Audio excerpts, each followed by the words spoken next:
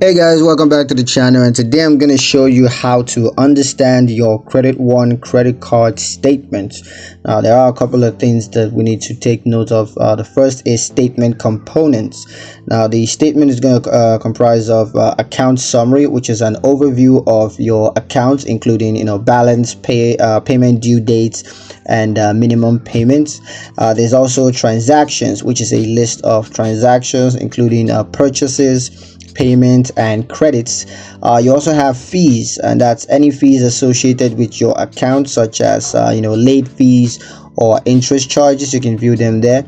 And there's also payment information, where you have details about your payments, including the amount, the date, and the method of payment.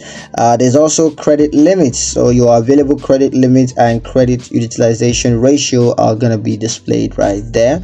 Now, for key terms that you need to be aware of, the first is new balance, and that is the total amount due on your account.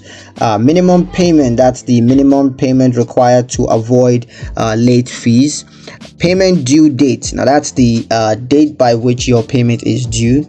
Interest charge, that's the interest charge on your outstanding balance.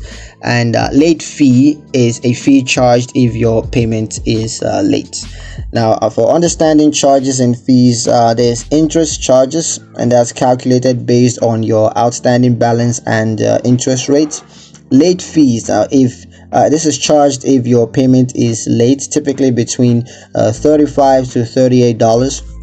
Foreign transaction fees, that's charged on international transactions, typically a 3% of the transaction amount. Now, a couple of tips for reviewing your statement. The first is to check for any unauthorized or incorrect transactions. You also need to ensure your payment information is accurate. Also, keep an eye on your credit utilization ratio to maintain a healthy credit score. And also pay your bills on time to avoid late fees and interest charges. Now, for disputing errors or unauthorized charges, you can always just contact Credit One's customer service at the number right there on the screen, and just report any errors or unauthorized charges. You're gonna need to support your dispute with documentation, such as receipts or proof of payments. And you need to verify that the issue has been resolved and any necessary corrections have been made. So yeah, that's pretty much it on how to understand your Credit One credit card statement. Hope you guys liked the video. Hope you found it useful enough. If you did, like the video, comment down below, let me know what your thoughts. Share the video with your friends, and subscribe to the channel if you haven't done so already. And I will see you in the next one. Peace.